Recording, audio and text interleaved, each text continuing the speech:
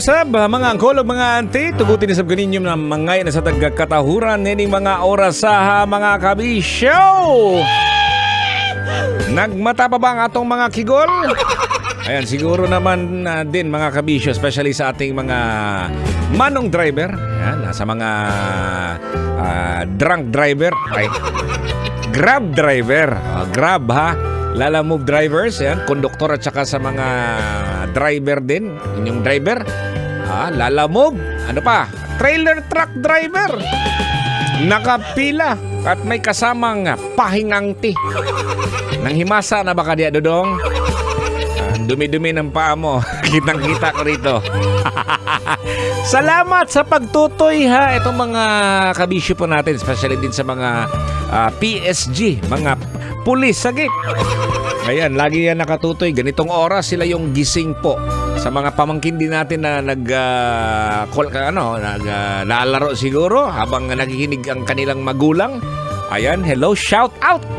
Pinag-usapan po natin dito mga kabisyo ay yung init po ng katawan.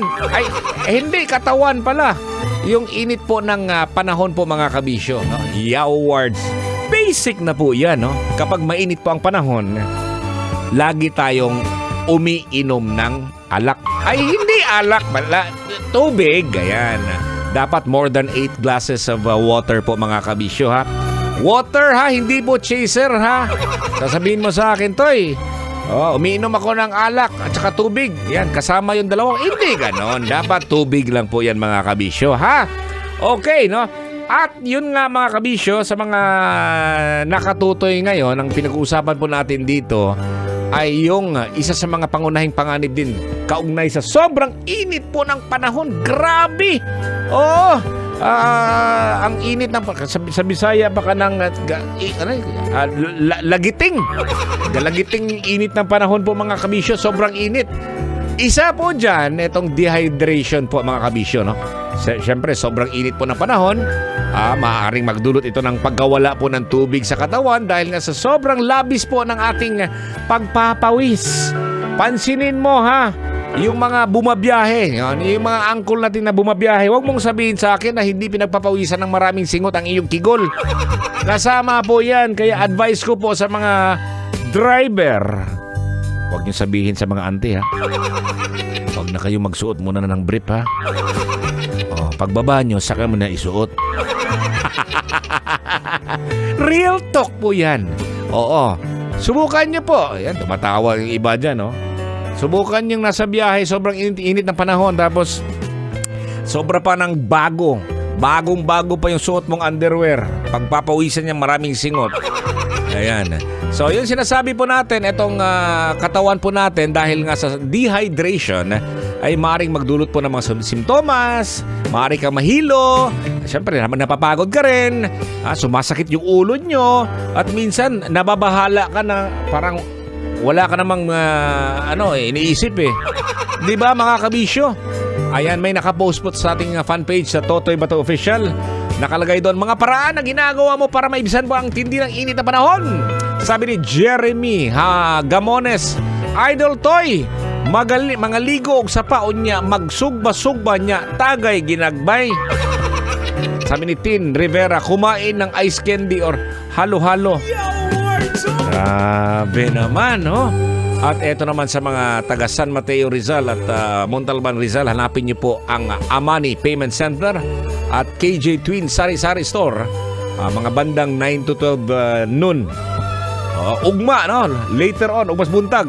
Bukas na umaga, doon kayo sa Bayad Magbayad. Yan, yun yung payment center, no? Dating Bayad Center na ngayon ay simpleng Bayad. Doon kayo, dahil nga may mga pamimigay tayong mga papremyo, sumasali kayo, may pera tayong ipamimigay din. At saka magbibless kayo ni Uncle Totoy. Okay, so ano pa? Ito na masasabi ko mga kabisyo, no? Kaya't po mahalaga pa rin sa atin, no?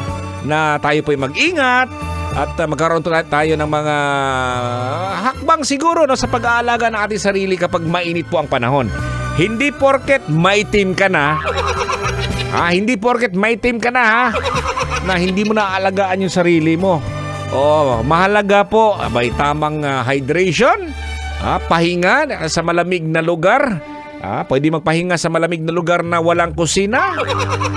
Pag-iwas sa mga matitinding sikat ng araw. Ayan, magkulong sa kwarto. Magsuot ng tamang damit, ayan, upang maiwasan ang mga negatibong epekto ng sobrang init po ng panahon. Tamang damit ha. Ibig kong sabihin, yung naman, mag-duster. Yan, napaka-presko yan. Subukan mo, Angkol, naka-duster, di ba ang presko? Huwag ka na magsuot ng bra. Okay! Dagdagan kayo salamat at sana'y nag-enjoy po kayo sa programa natin, Totoy na Love. Galanog-lanog na kada gabi. Dinhilang na sa 90.7 Love Radio. Amping mo pirmi mga angkulog anti sa ating mga pamangkin. Ito pa rin ang programang Galanog-lanog, Totoy na Love. Here we go again. Kailangan pa bang i-memorize yan? Love Radio. Basic!